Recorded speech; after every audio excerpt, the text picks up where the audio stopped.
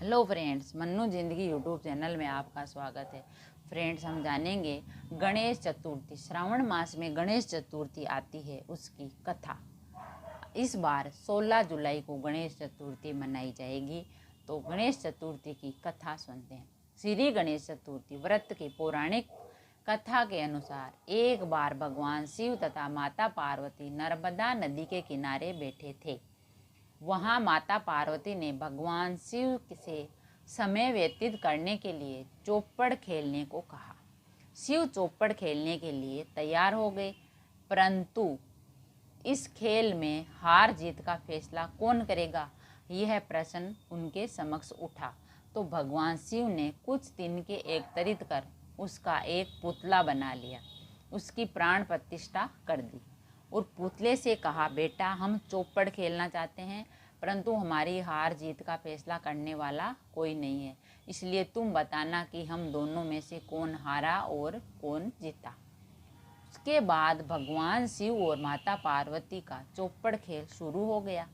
ये खेल 3 बार खेला गया और संयोग से तीनों बार माता पार्वती की ही जीत हुई।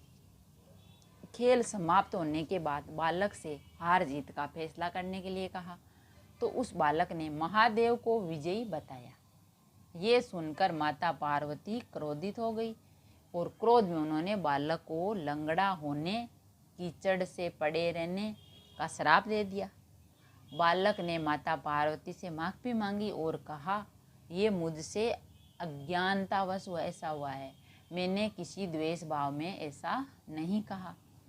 बालक द्वारा क्षमा मांगने पर माता ने कहा, यहाँ गणेश पूजन के लिए नाग कन्याएं आएगी, उनके कहे अनुसार तुम गणेश व्रत करो, ऐसा करने से तुम मुझे प्राप्त करोगी। ये कहकर माता पार्वती शिव के साथ कैलाश पर्वत पर चली गई। 1 वर्ष बाद उस स्थान पर नाग कन्याएं आई।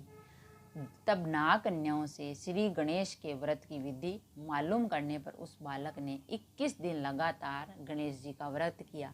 उसकी श्रद्धा से गणेश जी प्रसन्न हुए। उन्होंने बालक को मनोवांछित फल मांगने के लिए कहा। उस बालक ने कहा, हे विनायक, मुझ में इतनी शक्ति दीजिए कि मैं अपने पैरों से चलकर अपने माता पिता के साथ कैलाश पर्वत पर पहुंच सकूं और वे ये देख प्रसन्न हो।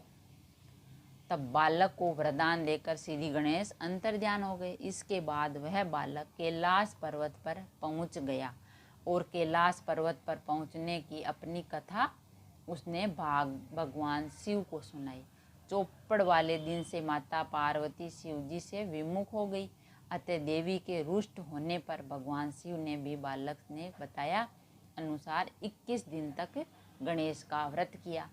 इस व्रत के प्रभाव से माता पार्वती के मन से भगवान शिव के लिए जो नाराजगी थी वह समाप्त हो गई। तब यह व्रत विधि भगवान शंकर ने पार्वती को बताई। यह सुनकर माता पार्वती के मन में भी पुत्र कार्तिकेय से मिलने की इच्छा जागृत हुई। तब माता पार्वती ने 21 दिन तक श्री गणेश का व्रत किया तथा दुर्वा, फूल और लड्डुओं से गणेश जी का पूजा अर्चन किया।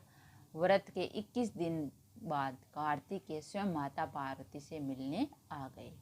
उस दिन से श्री गणेश चतुर्थी का ये व्रत समस्त मनोकामनाओं की पूर्ति करने वाला व्रत माना गया है। इस व्रत को करने से मनुष्य के सारे कष्ट दूर होकर मनुष्य को सुख सुविधाएं प्राप्त होती है। तो आप भी फ्रेंड्स कीजिए श्रावण मास की चतुर्थी का व्रत जो 16 जुलाई को आ रहा है, और आप भी अपनी मनोकामनाएं पूर्ण कीजिए और भगवान श्री गणेश का वंदन कीजिए। अगर वीडियो अच्छा लगा तो लाइक और शेयर ज़रूर करें। ऐसे ही और वीडियो देखने के लिए चैनल को सब्सक्राइब करें। थैंक यू, धन्यवाद।